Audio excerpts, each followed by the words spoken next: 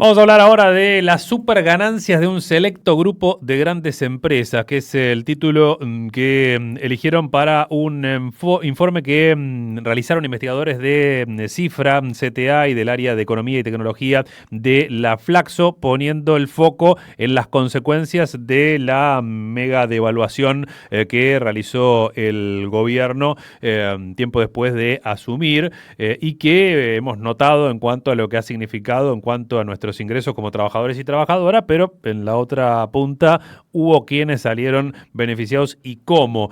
Vamos a conversar con Leandro Amoretti, que es uno de los autores, está en línea. Leandro, ¿qué tal? Buen día, ¿cómo estás? Gracias por atendernos.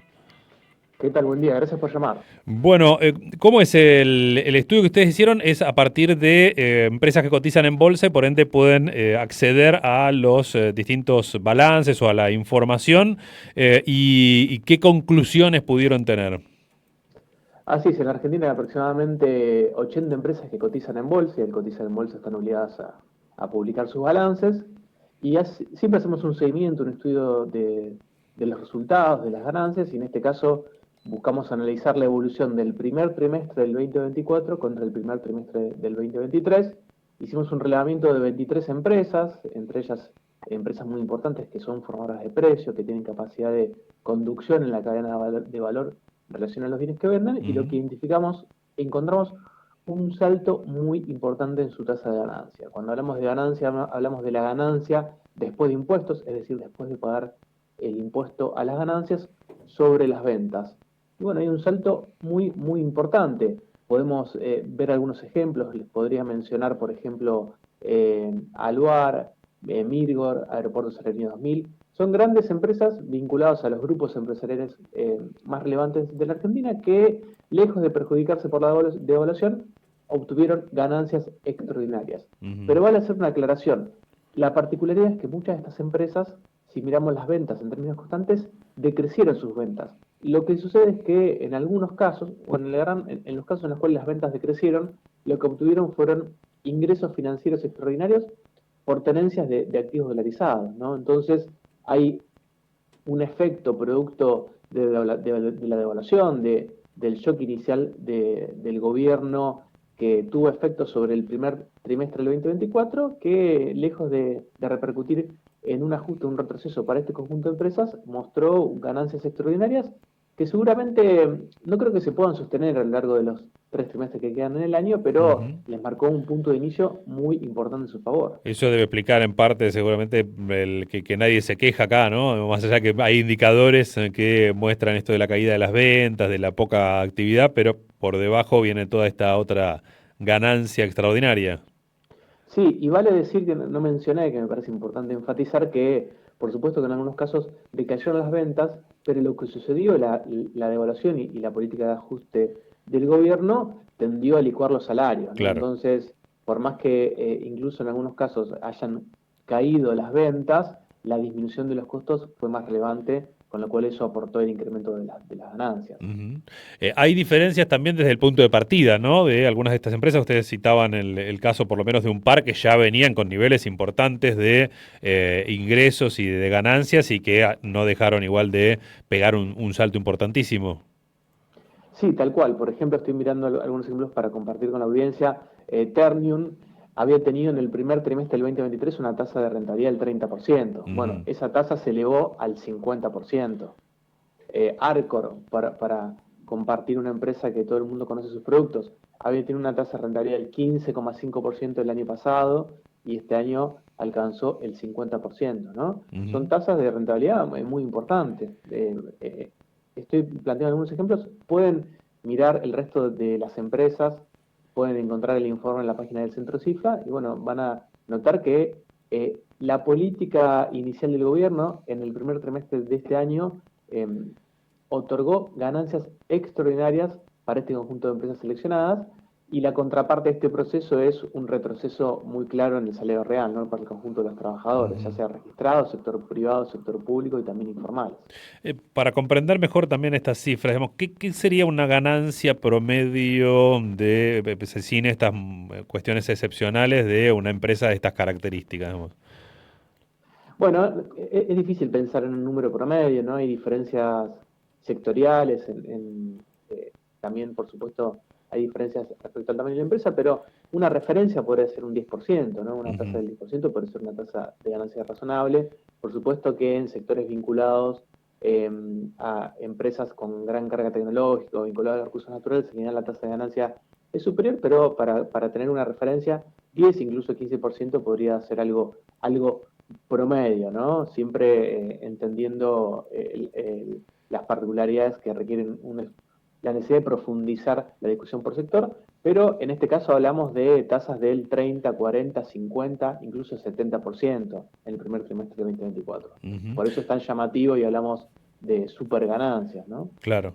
Y hay, bueno, obviamente grandes energéticas, hay bancos, pero otras que están muy directamente vinculados a nuestro cotidiano por pensar en los productos que encontramos en la góndola, ¿no? De las alimenticias también han sido parte de esta tajada. Por ejemplo, Simas Tellone, por ejemplo, Ujú. bueno, ya mencioné Arcor. Arcor, Molinos Agro. Bueno, la particularidad, mira, justo mencionaba Molinos Agro, que me parece que vale la pena destacar que a pesar subió su rentabilidad, pero sus ventas decrecieron de una manera significativa, ¿no?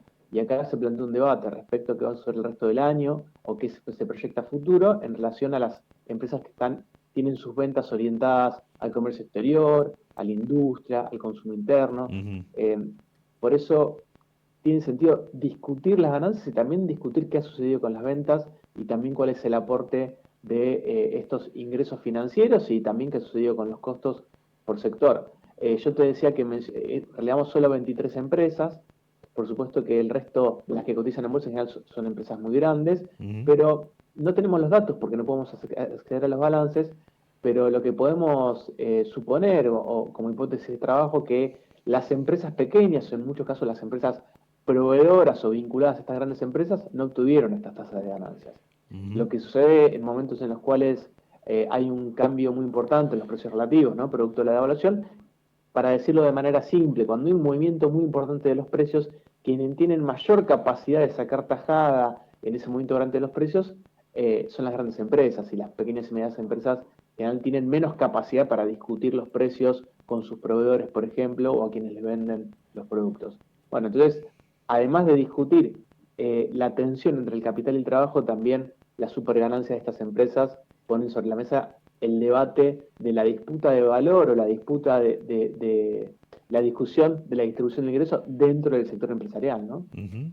Y esto pensando en la actualización de estas últimas semanas sobre las tensiones por una nueva devaluación, que obviamente fue negada el día de ayer por el ministro de Economía, y ya contando el gobierno con ley bases y paquete fiscal, en este mapa de distribución de ganancias para estas empresas, ¿qué podemos ver hacia adelante que puede llegar a ocurrir?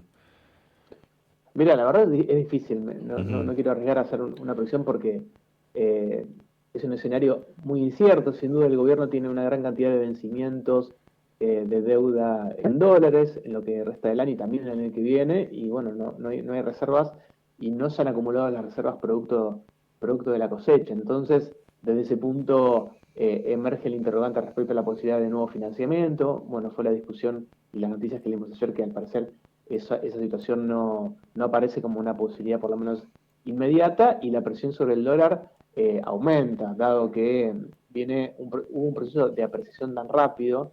Lo que sucedió es que la devaluación de diciembre obviamente generó un salto en el tipo de cambio y en particular en el tipo de cambio real, que es la variable que permite aproximar la competitividad, pero el crecimiento de la inflación ha desgastado ese tipo de cambio real, es decir, tuvimos un proceso de apreciación del tipo de cambio muy rápido y el gobierno se encuentra ante esa situación, ¿no? Ante ese debate, que, eh, qué hacer, cómo resolver la falta de dólares, cómo resolver las presiones respecto a la devaluación y cómo asumir los posibles costos de una devaluación que sin duda van a impactar sobre el bolsillo de la gente y sobre la ecuación de los salarios. Ujú. La verdad, no quiero arriesgar un escenario, no sé, eh, el levantamiento del cepo es una condición muy importante para el Ujú. gobierno para reactivar la economía, pero una devaluación, una salida violenta con un incremento del tipo de cambio de la misma manera que fue en diciembre, yo creo que eso derivaría en una crisis política y económica entiendo que ese es el debate. Así que Ujú. esas son las discusiones que tiene internamente el gobierno, que por momentos se dejan ver, pero la realidad es que viene una gran cantidad de pagos de deuda en dólares en lo que queda del año y el Banco Central no ha acumulado las reservas necesarias. Ujú. Más allá del gobierno de Milei, globalmente respecto de estas superganancias y esta concentración de distintos sectores de la economía, hay propuestas para poner en discusión también la redistribución, ¿no? Digamos, a través de gravar algunos impuestos a las riquezas o este tipo de empresas. Bueno, nosotros tuvimos un antecedente, ¿no? Me Ujú, parece que el impuesto a las grandes riquezas implementado al proceso de salida de la pandemia fue muy interesante. Es un antecedente relevante de que es posible, que se puede cobrar, que no implica un proceso expropiatorio y que lo paga un porcentaje muy pequeño de la población. ujú. Me parece que eso vale la pena recuperarlo para las discusiones que vienen. Y en particular me parece interesante el proceso que está dando en Francia, ¿no? El triunfo en las elecciones legislativas de un frente popular o un frente de izquierda, plantea entre sus programas un avance muy importante del impuesto a la riqueza de las grandes empresas. Ujú. Veremos qué sucede. Por supuesto que el último tiempo el impuesto a las grandes riquezas de las grandes empresas ha retrocedido lamentablemente, ¿no? Vemos un proceso de concentración de la riqueza cada vez en menor cantidad de personas y hay una batalla cultural respecto a este punto, ¿no? Respecto a disminuir los impuestos e impulsar el retroceso del Estado, imponiendo un interés de una minoría, en mi opinión, sobre el conjunto de la sociedad, cuando en verdad el debate debería ser avanzar sobre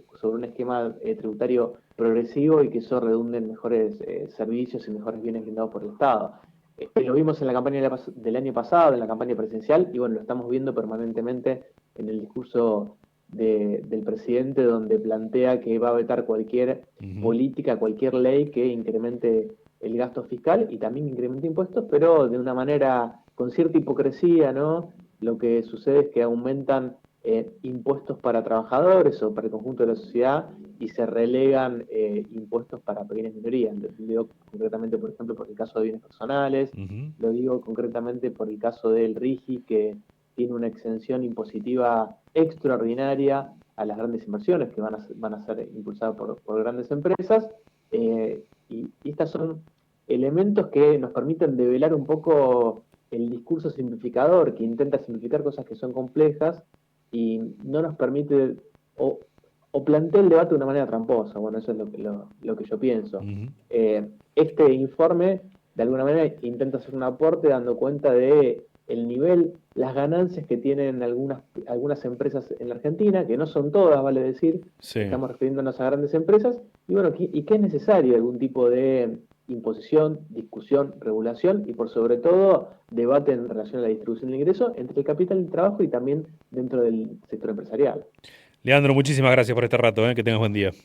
Bueno, muchas gracias a ustedes. Hasta luego. Leandro Amoretti es, junto a Pablo Manzanelli, investigadores de cifra de la CTA y del área de Economía y Tecnología de la Flaxo, autor de este informe Las superganancias de un selecto grupo de grandes empresas. Este fin de semana también se publicaba, vinculado a esto, otro reporte de Oxfam que planteaba la situación a nivel Latinoamérica y el Caribe también de la concentración de la riqueza, ¿no? En dos tipos, dos personas mexicanos en este caso, Carlos Lim y Germán Larrea, acumulan más riqueza que la mitad más pobre de la región, es decir, un total de 334 millones de personas. En Latinoamérica y el Caribe hay 98 mil millonarios que tienen una riqueza acumulada de 480 mil millones de dólares, que es el equivalente de todo el PBI anual de Chile y de Ecuador juntos, por ejemplo.